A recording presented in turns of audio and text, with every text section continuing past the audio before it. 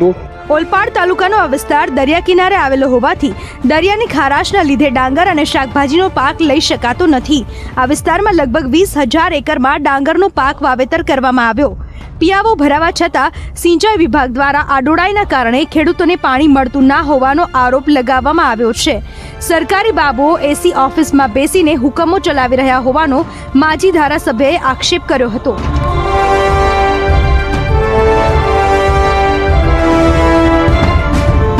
વહીવટી તંત્રની બેદરકારીને કારણે આ કાંઠા વિસ્તારના લગભગ 2,000 હેક્ટર જેટલા, એમાં એ સોંડલા ખારા હોય, મંદરોઈ હોય, કરંજ હોય, પારડી હોય, નેસ હોય, આ તમામ ગામના ખેડૂતો આજે ડાંગરમાં પાણી વિના 7 દિવસથી રાત દિવસ ઠેર ઠેર આક્રોશ વ્યક્ત કરી રહ્યા છે। એમની ફક્ત એક જ માંગણી છે, અમને પાણી મળવું જોઈએ।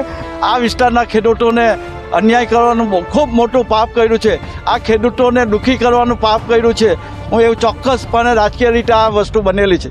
જો રોટેશન જો ચાલુ રહ્યું હોત તો આ મારા નવયુવાન ખેડૂતોને આજે 42 ડિગ્રીની તાપમાં પણ અહીંયા જોઈ શકો કે કેટલા મશીનથી 2,000 ફૂટની લાઈન કરીને પણ પોતાના મહામૂલા પાકને બચાવવા માટે એના પ્રયત્ન કરી રહ્યા છે।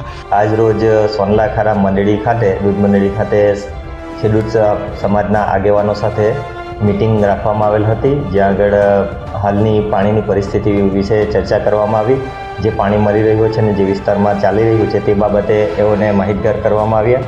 હાલના છેવાડાના ગામોમાં જ્યાં પાણી પૂરતું પહોંચ્યું નથી, પણ ત્યાં આગળ પૂરતા જલ્દી પાણી પહોંચે એવા પ્રયત્નો અમારા દ્વારા પૂરેપૂરા હાથ ધરવામાં આવી રહ્યા છે।